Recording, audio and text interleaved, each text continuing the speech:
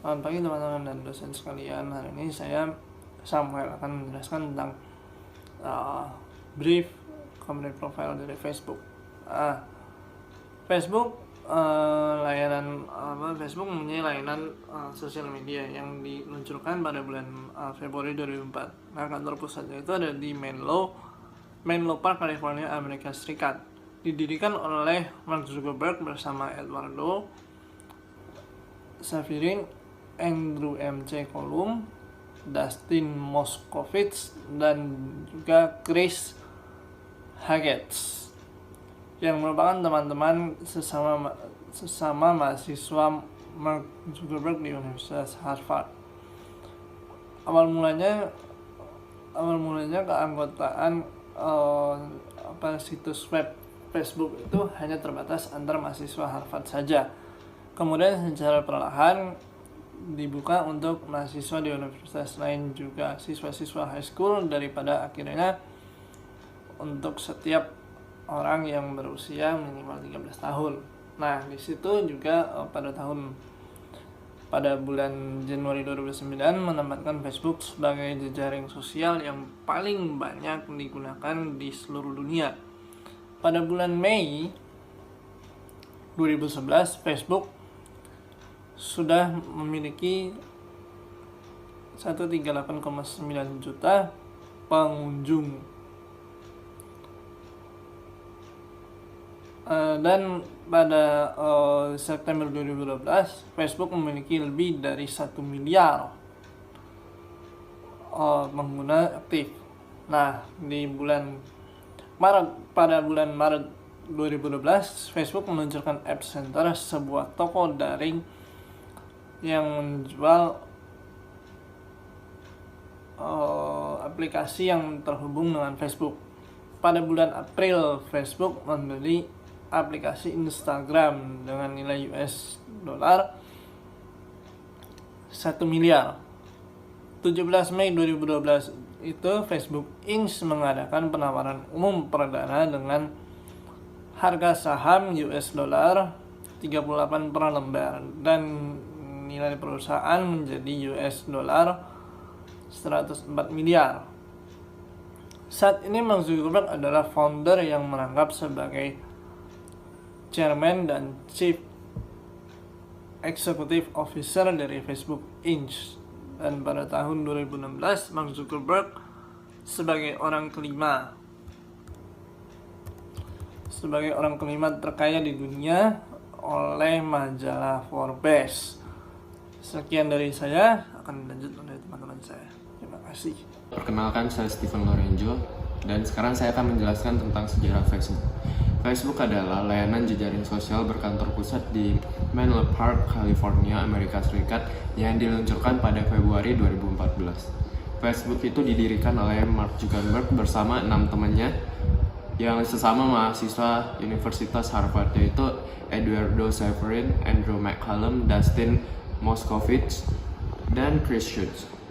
Keanggotaan situs web ini awalnya terbatas untuk mahasiswa Harvard saja, kemudian diperluas ke perguruan lain di Boston, Ivy League, dan juga Stanford University. Mark Zuckerberg menciptakan Fastmask, pendahulu Facebook, pada tanggal 28 Oktober 2003 ketika berada di Harvard sebagai mahasiswa tahun kedua. Dia juga menciptakan Facebook itu di kamar asramanya. Untuk menyelesaikannya, Zuckerberg meretas ke bagian jejaring komputer Harvard, sehingga untuk itu dia dihukum oleh Harvard dan diancam akan dikeluarkan. Namun kemudian ancaman itu dibatalkan.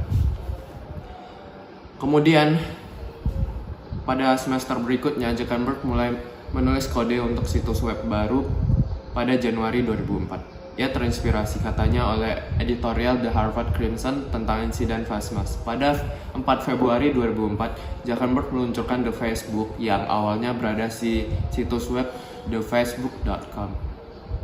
6 hari setelah situs itu diluncurkan, 3 senior Harvard, Cameron Winklevoss, Tyler Winklevoss, dan Devon Narendra, menuduh Zuckerberg sengaja mengalihkan mereka agar mereka percaya ia membantu mereka membuat jejaring sosial bernama HarvardConnection.com.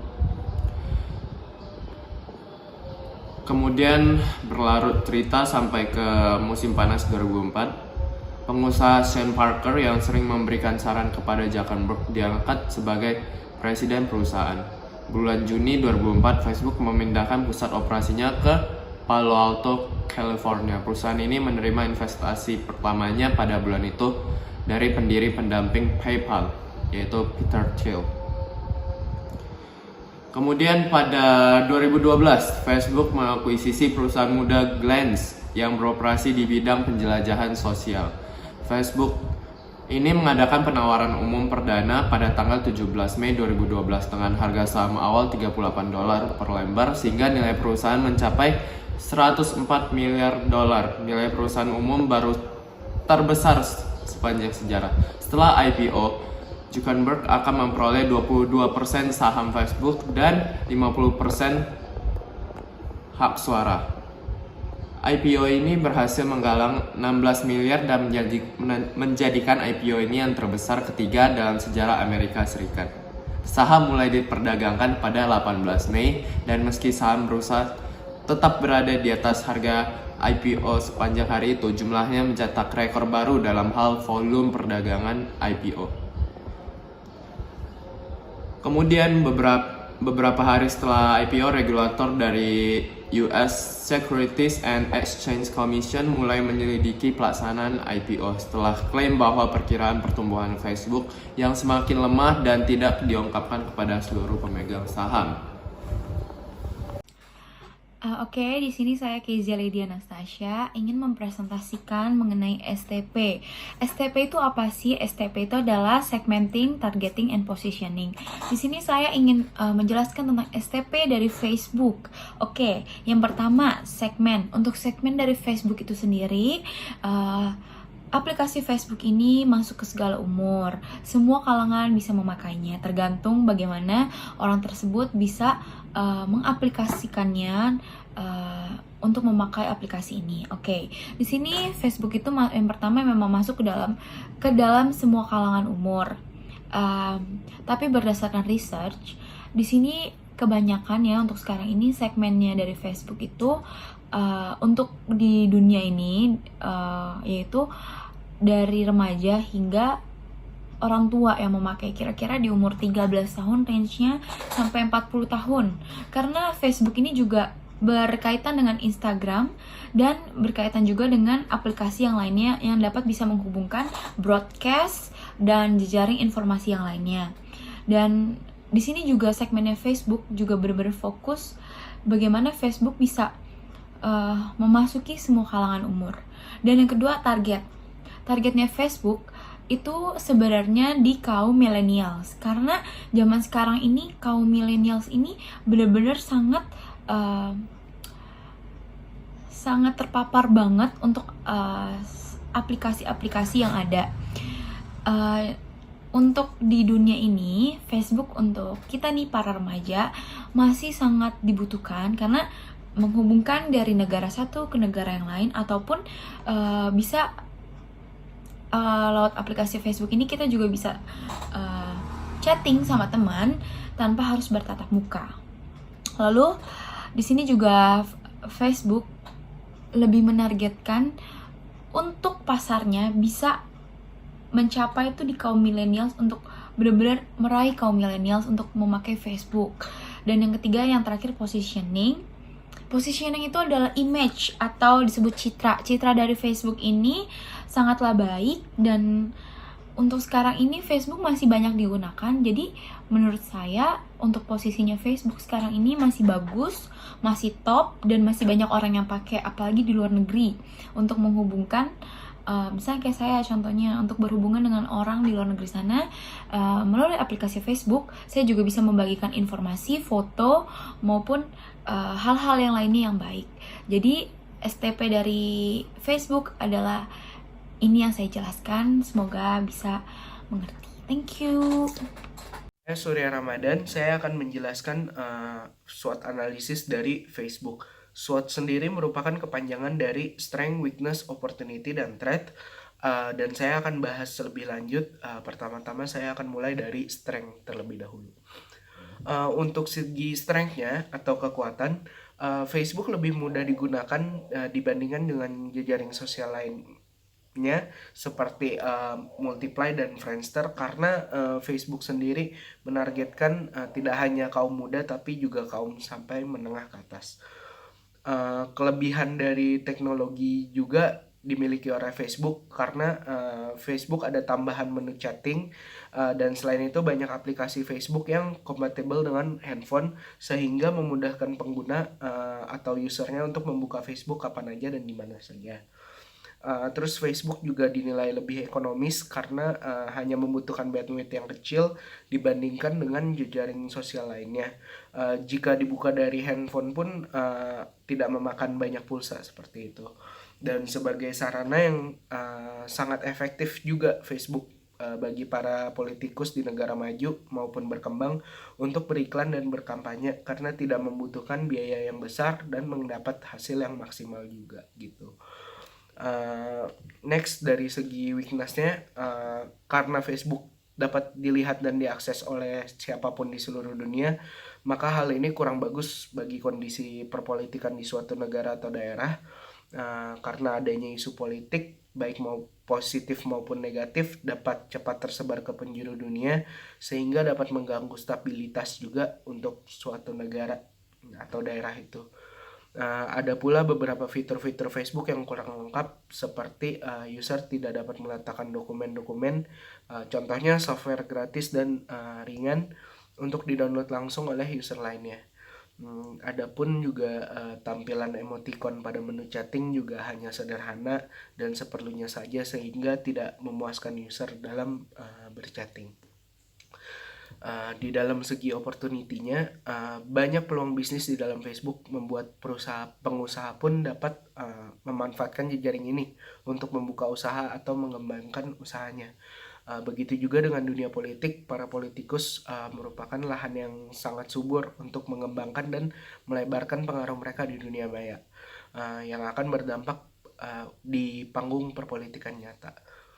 Dan masih banyak teknologi juga yang bisa dikembangkan dan diaplikasikan di dalam Facebook sehingga user merasa Facebook adalah jejaring yang termasuk all-in-one seperti itu. Untuk threads-nya sendiri, tidak semua negara atau kalangan masyarakat setuju akan Facebook. Misalkan di Cina, pemerintah melarang Facebook di sana dengan alasan untuk menjaga stabilitas politik, rahasia dan keamanan negara tersebut. Ataupun MUI juga pernah mengeluarkan fatwa bahwa Facebook haram dengan pertimbangkan lebih banyak mudarat daripada manfaatnya seperti itu. Dan dari segi ekonomi pun menurunkan tingkat perekonomian suatu negara ataupun perusahaan karena banyak waktu yang digunakan user untuk membuka Facebook sehingga fokus untuk kerja pun ikut menurun dan otomatis akan dampak pada lesunya perekonomian di dunia nyata. Terima kasih, itu saja. Inovasi dari Facebook. Di era komunikasi yang berbasis teknologi ini, inovasi yang diluncurkan oleh perusahaan-perusahaan berbasis IT telah terjadi persaingan yang begitu ketat. Lingkungan bisnis yang dapat berubah begitu cepat mendesak mereka untuk terus mengeluarkan inovasi yang kreatif, agar konsumen dari aplikasi tersebut tetap setia menggunakan produk-produknya. Apa saja sih inovasi yang telah dilakukan oleh Facebook guna untuk mempertahankan competitive advantage-nya? Pada tahun 2008, yang pertama, Facebook mengeluarkan fitur tombol like di website non-Facebook. Fitur ini bisa dimanfaatkan pengguna jika menyukai sebuah konten di suatu platform.